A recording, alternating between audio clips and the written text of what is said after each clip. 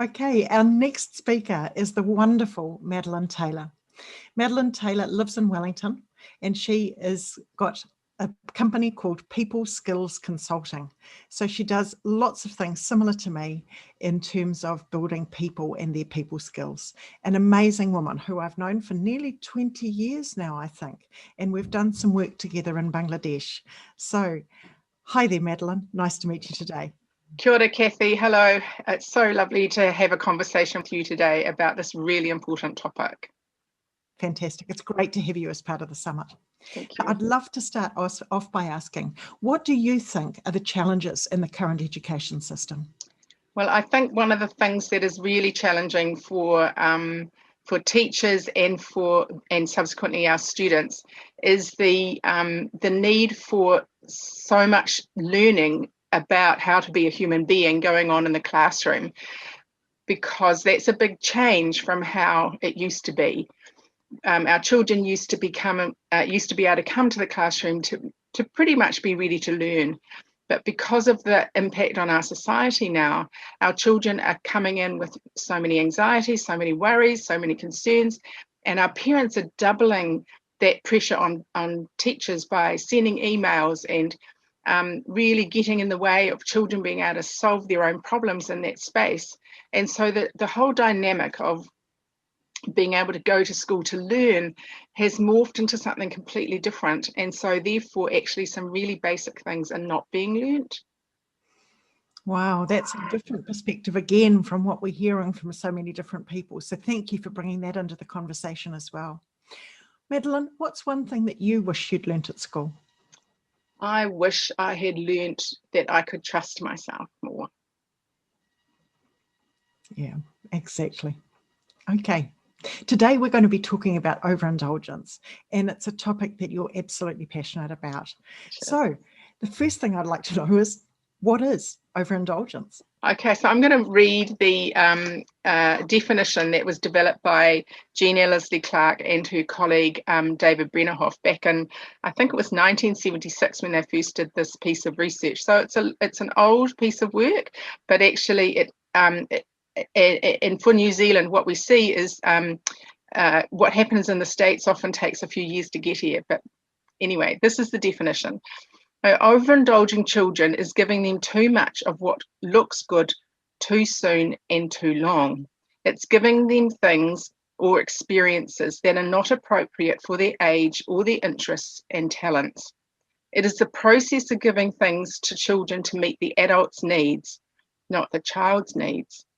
Overindulgence is giving a disproportionate amount of family resources, and we might say organizational resources, or we might say school resources, to one or more children in a way that appears to be meeting the children's needs but does not. So children experience scarcity amongst plenty. Overindulgence is doing or having so much of something that it does active harm, or at least stagnates a person and deprives that person from achieving his or her full potential. This is hard to say, and it's hard to read. Overindulgence is a form of child neglect. It hinders children from doing their developmental tasks and from learning necessary life lessons. And of course, none of us would do that if we really thought that we were doing harm to our children, because we don't get up in the morning planning to do that. Mm-hmm. And it's a devastating thing, and it's an unintended consequence of this modern world that we live in with lots of privilege. And so we're seeing, as a result of that, we're seeing children that are not equipped for their adult lives. Yeah, that's right. And so what happens is that children grow up and they have a whole series of incompetencies, if you like. I don't like to put it in that way because we do like to be really strengths-based, but the challenges are that they need to be able to immediately have gratification, so they don't have the ability to patiently wait. They have really poor boundaries. They have to always be the center of the universe. If they become irresponsible, they lack skills in everyday living. They're often disrespectful to people and property. They're ungrateful to the things that they have an opportunity for. They don't know how much is enough, and how much food, how much exercise, how much sleep, how much time online, how much fun, how much sex, all that. They have poor self-control. They're actually unable to problem solve, so they become quite helpless. The goals of wealth, fame, and image, as opposed to being able to think about community and a sense of purpose and well-being. They often confuse needs and wants, and there's a big difference between them. And they have an overblown sense of entitlement. And of course, this leads to relationship problems and conflict. And so, it's a really big issue. And the thing for me is that I see so many families, when I talk about what is possible to change this dynamic, actually it doesn't take much, because people are really clever and they're really competent and they can use their good brains. And that once we become aware of this dynamic that's happening in our world, we can change it really quickly. And I've seen this time and time and time again in my practice. Thank you for sharing that for us. It's raising lots of questions for me as well, in terms of, it's not just the children that we're raising now, is it? It's also effects that have happened on our current parents and on the younger teachers and so on that are in our education systems. That this is it's affecting our broader society as well, not just the children that are within it. That's right. Yeah.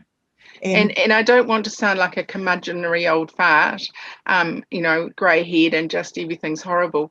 I absolutely don't want to say that and to be able to be into, teacher or parent blaming.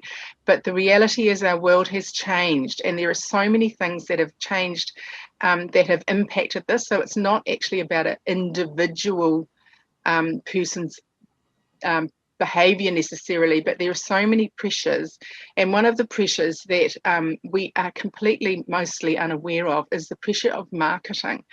And in the States, they talk about billions of dollars being spent to market to children between the ages of 18 months, look at that age, up to about 8 years old. And one of the things, if you start to notice our free-to-air TV or advertisements that you might see that you don't even know you're being advertised to, it's often as parents or leaders in our community that we're having that challenge. And so there's a recent advertisement for a telecommunications company here in New Zealand where the children are demanding a conversation with their parents because they think that their parents are tricking them and lying to them. Now, it's been an age-old adage that you talk to your children about things that they have no business knowing about in order to help the family to be able to work well together. And that's being exposed. And as a 6-year-old, seeing an advertisement perhaps on the television where they have to take charge of their parents lying, what does that do psychologically to a child? You can't trust your parents. And what does that do to the parent, making them feel terrible about this strategy that has been a strategy for millennia to help our children to grow up and to be able to face realities of things when they're old enough to face them.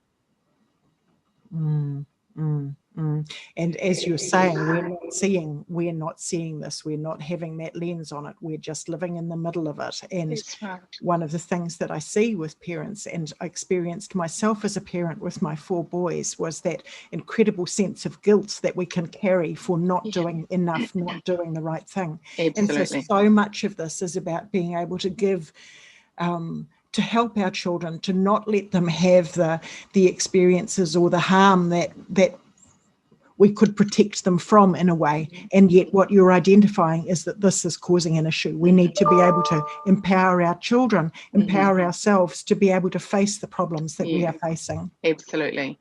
And so we did an exercise in a parenting workshop a couple of months ago where we looked at the skills that a child learns when they take a plate up to the sink. And we were able to brainstorm a whole sheet of whatever size it was, paper that looked at things like balance, gravity, patience, order, weight, a sense of achievement, a sense of being part of the community, a sense of being proud to be functioning and doing something. So, even just a simple little exercise like that, and yet so many times we buy such precious things that we won't let our children near them because they'll break. Yes. Yeah. And what you're also identifying in there is so much of the learning that we value that is hidden. Absolutely. When I talk to lots of people, what is the learning that you value? It's about learning to read, learning to write, learning to count, learning to do maths, showing that you've done these things in tests. And yet everything that you've identified is about who we are as people and our ability to be responsible, competent, confident members of society, isn't it? Yeah, absolutely. And so the pressures are around those marketing pressures that we face to buy things that we don't really need. There's the pressure to have stuff so that we can compare ourselves to other people. And of course, what marketing does is make you feel stink about yourself in order to want you to be able to buy things that we don't really need necessarily. The other thing that, of course, is happening now is the online world. And of course, we love that, but we have to get the balance right. And I've been doing some wonderful conversations with a young man up in Auckland who is looking at helping us to be able to manage our smartphone addictions, because most of us are actually addicted today. And if you think about as a parent or as a leader in an organization, if you're stuck on your phone all the time, what does that mean about your ability to be able to learn facial expressions, and what are you modeling for your staff and for your children? And so this man, Tano Benz, was telling me about going to the school gate, and nobody's talking to each other anymore because they're all on their devices, catching up with whatever else is going on in the world. And of course, we do need to catch up. And certainly my experience of being at the school gate, it's not a long conversation, but it is a conversation, connecting people together about what's been happening in the world, and creating connections within our communities. But we're losing that opportunity. And so often we're having communities of interest online, but we're not having communities of interest in our communities, our physical communities. And, there's some pluses and there's some minuses to that, except when we go too far, we get into trouble. So I thought I'd tell you three things that parents do that get in the way of being able to grow these resilient children. And one of the things is that we give too much of anything that money can buy. The second thing that we do is that we do things for our children that they should be doing for themselves. And I'm thinking about, in the morning, and nobody has laces anymore because they're just too slow. So everybody's got Velcro. But when you think about this, the fine motor skills and the patience and the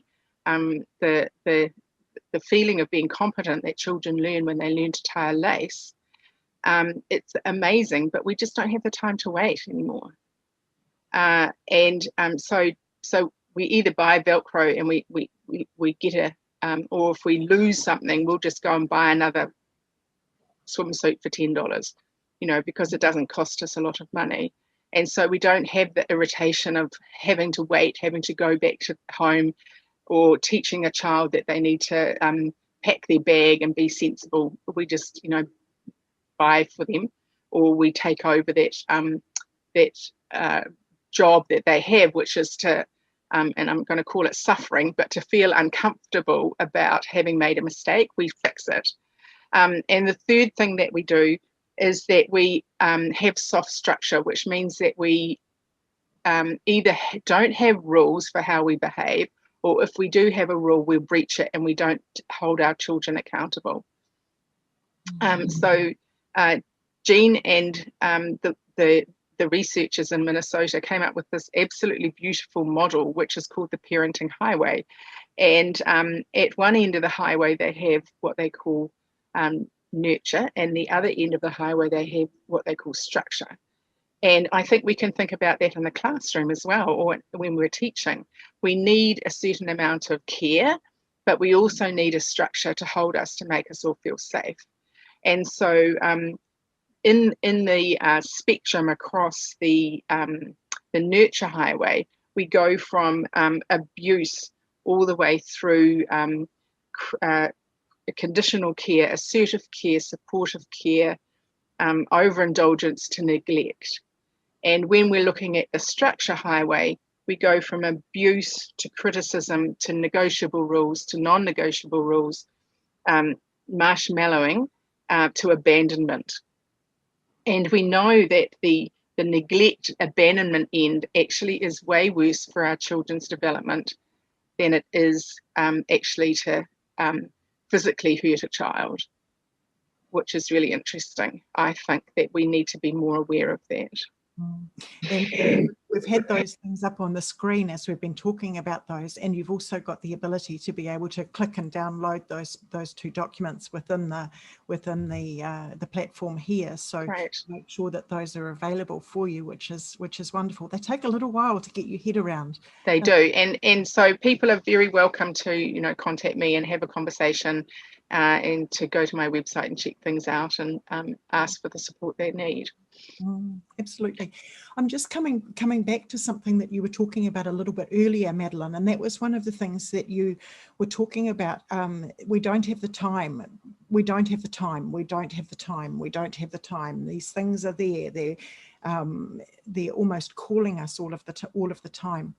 And it comes back to one of the aims of this particular summit, which is to help us know who we are as people, and know what our strengths are, know what our abilities are, know what we're capable of. And this is what we're talking about through here with this overindulgence. If we can create the structures in our societies, in our school systems, in our families, where people are okay about people being uncomfortable at times, because we're encouraging each other to be the best that we can be the best that you can be, not in this little tiny box, but who are you as a person? What can you do? And look at you growing. Then it's a very, very different feeling, isn't it? Yes. And the thing is that if we don't hold ourselves or other people to account for what we have said we're going to do, then we damage our brand in terms of a human being, but we become untrustworthy. And so our children can't trust us to be able to say, this is the rule at this particular time, because they know if they go on and on and on and on and on and on and on and on and on and on and on neg, we'll eventually change our mind, because we've taught them that that's so. Yes. And so in order for us to make a change, I really encourage people to just make a decision, firstly, that you're going to change, and then think about one thing that you can be doing differently. And it's like a ripple effect. It does make a difference. A little while ago, I was contacted by a mother of an adolescent person, and she was saying, that the child's life was a little bit out of control, and she didn't know quite what was happening. So I introduced her to this material through a little book that I've written, and she read it and emailed me back maybe a week later. I know what I'm doing. I know what I need to do. It was so lovely. And the next email I received was, oh my gosh, we've just had the most lovely weekend together. And so small little things can change and make a huge difference. And actually all of us feel better about things. And so I think that that's the thing. We think that it's going to be a horrible experience, but our children are desperate for us to be leaders in their lives, because they don't know. They truly don't know. And we need to be able to support our children to learn to wash their teeth well, to learn to be able to rest, to learn to be able to notice when they are distressed, and to go and have some, and think about how they take care of themselves. And if we fix it for them, then they won't ever learn. And that might be lovely. They might really enjoy us overindulging them as littlies. But I tell you, one of the really horrible consequences of doing it is that our children end up hating us as adults because they feel let down and they feel that they haven't been held accountable. And one of the perverse things about holding a boundary is that at one level you're saying, you matter, I love you. And when we don't hold the boundary and the kids get into trouble, then they feel that we don't care about them. It's a very unintuitive process, I think. That's a really strong way of putting it. And I'm sure that people, as they're hearing that, will react quite strongly against, that thought of maybe their parents hating you hating the parents as the child grows older. Have you seen examples of that? Yeah, yeah, certainly. Children will talk to you as they grow up and grow older. And my own experience of one of my children, we fought like crazy. And in fact, we ended up sending him to boarding school because he just had no structure in our home. He wouldn't agree to anything. And he actually went really willingly. He found it really difficult, obviously, and yet looking back now, he said that was absolutely the best thing for us to have done for him. And again, it comes back to us knowing our children and knowing what is the best thing for each of our children. And it's not necessarily the same cookie cutter model. Absolutely. No, that's absolutely right. Yeah. So I'm going to bring this back again and look at the question that you're asking, which is, why does this knowledge matter for leaders of organizations, for learning spaces, or even personally?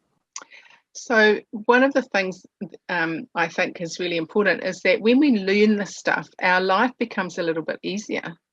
And organizations don't have so much conflict.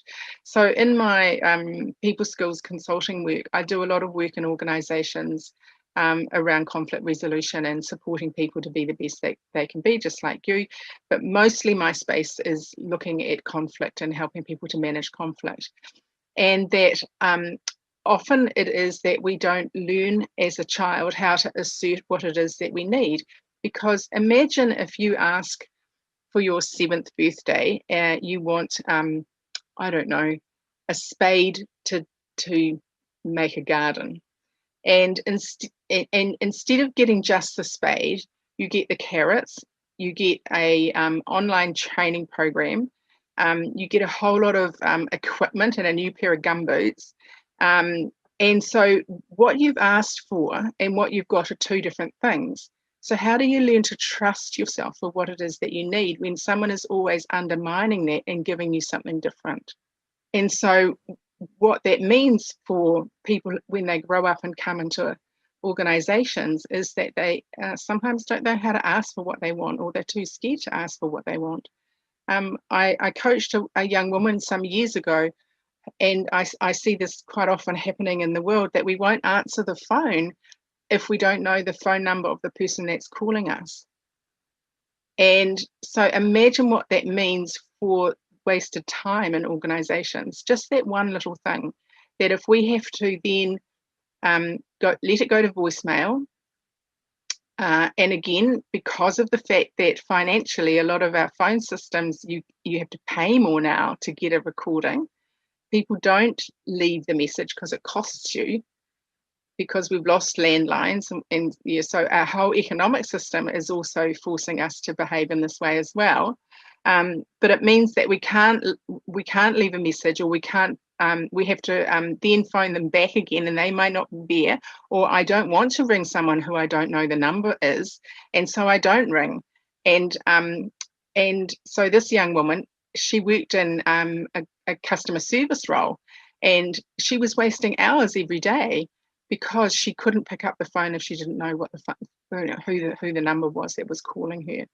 And that's a real impact on businesses, because every time that happens, she feels undone, Then she has to spend time self-regulating, being able to manage herself, and not being upset when the next call comes in. But then she has to bring that person back if she's prepared to do that after she's sorted herself out. And then that person may not be there, and she doesn't want to leave a message. And so, it's a huge waste of time and energy, I think.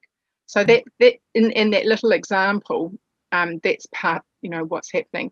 The other thing is that I don't know if you've noticed, but traffic lights seem to take a lot longer to shift these days. And that's because we breach boundaries. So we run red lights more frequently.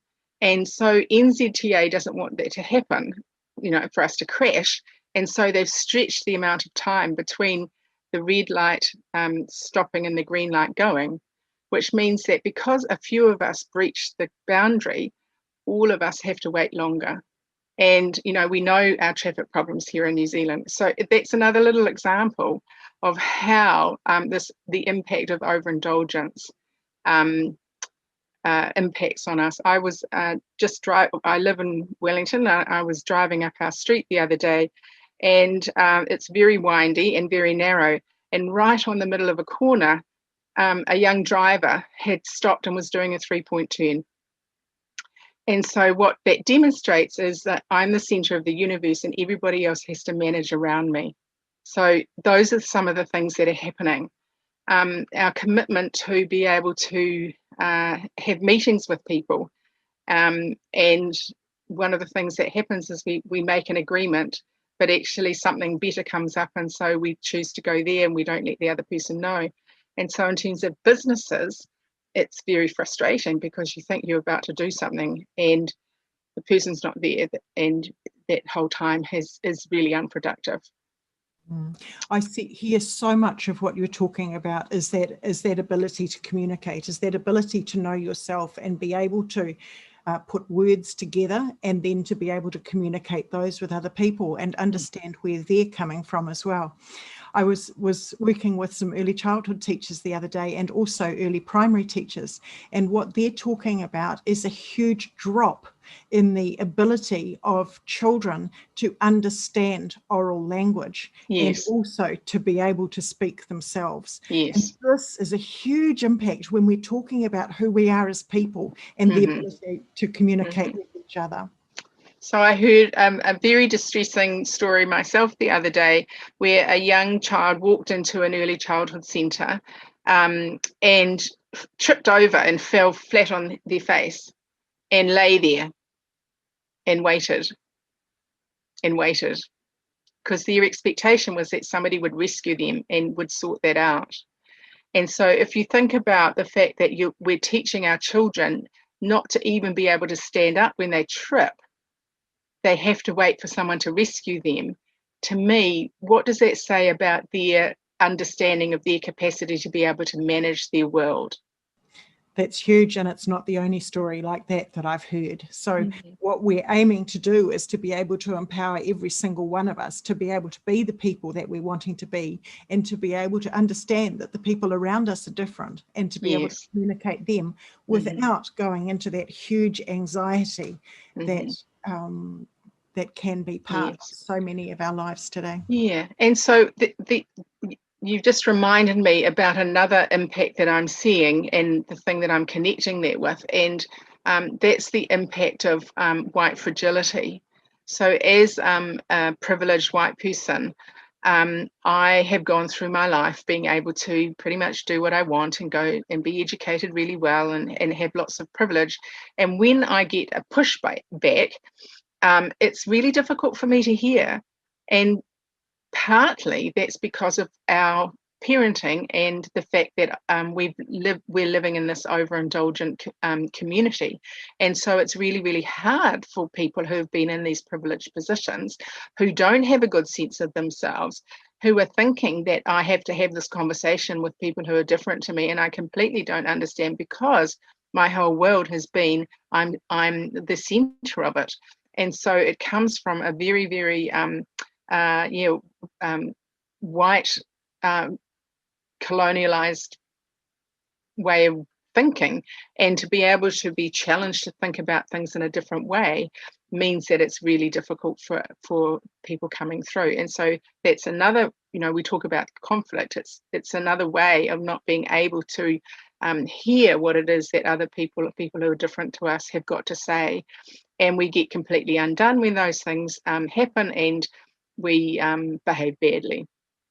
And so I see that it's a really good opportunity for us to help open up the conversation about racism and our white colonial past.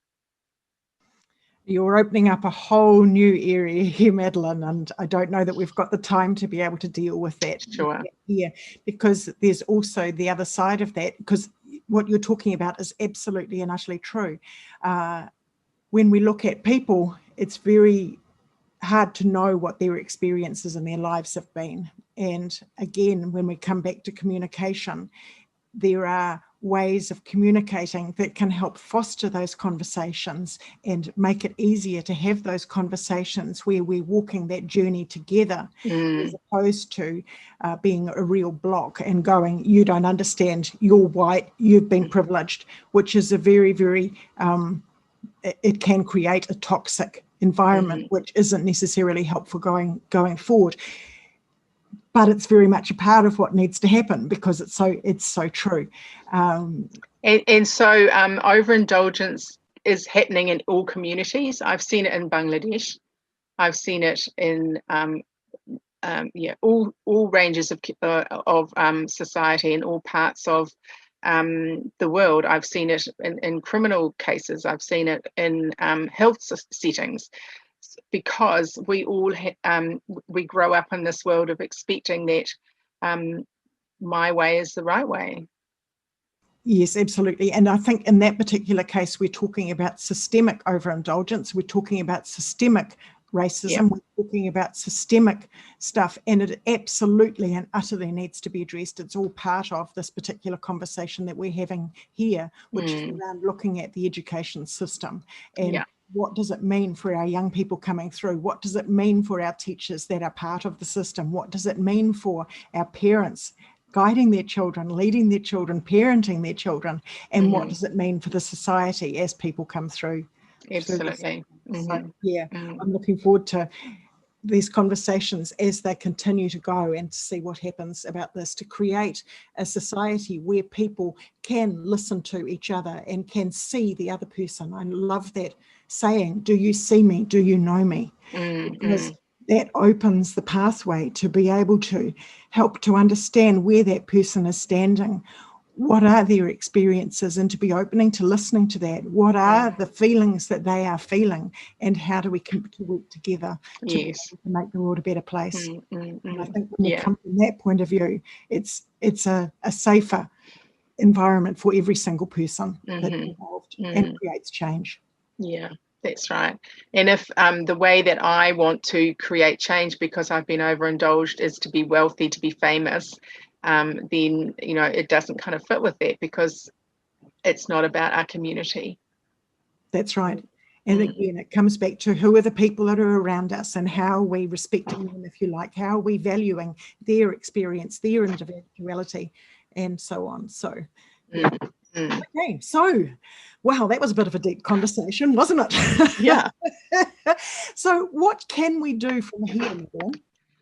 Well, I think that there are many things that we can do. One is we can expose ourselves to this research and feel that scare inside of us, and think, how can I learn some more about that?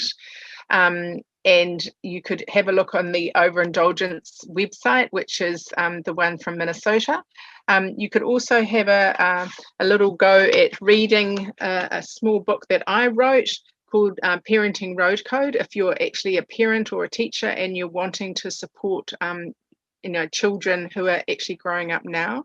And in here we've got specific building blocks that help us to be able to put in place in our families, in our classrooms, to enable us to be parenting from a safe road. and to be teaching and leading from a safe road. I was actually talking to someone this morning, and I might write another one called Management Road Code, because actually the principles are exactly the same.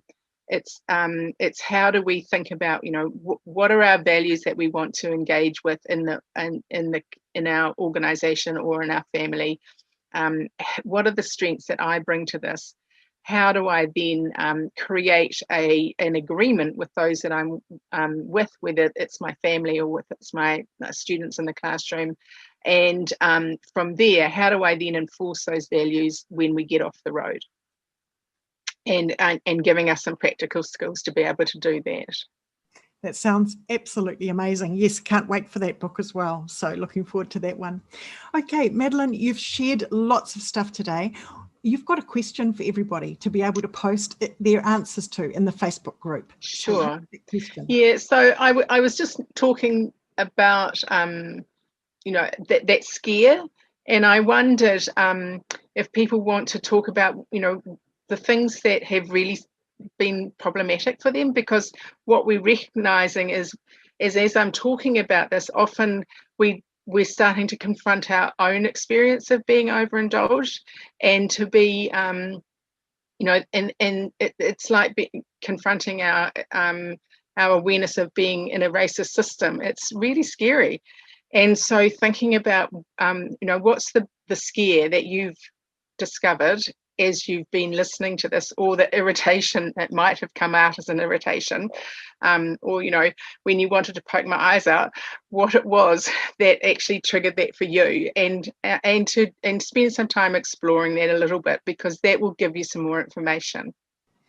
It's fantastic. So pop on over into the Facebook group and make those comments there. Now, there are also links there to be able to reach out to Madeleine to find out more about this incredibly important topic for us all. I know that she runs amazing retreats for people to be able to explore this that are absolutely and utterly life-changing. And one of the things that I loved that Madeleine talked about was that this does make our lives easier. And I don't know about you, but I certainly want an easier life, both personally and with the people around me. So Madeleine is your person on that. So thank you very, very much, Madeleine, for talking with us today. Thank you, Cathy. It's been a delight to be here, and I'm really happy with your project. It's a wonderful thing to be getting out this information to such a large group of people. And one conversation at a time, I think we can helpfully make our world a happier and more peaceful place. Wonderful. Thank you very, very much. Thank you. Bye, everyone.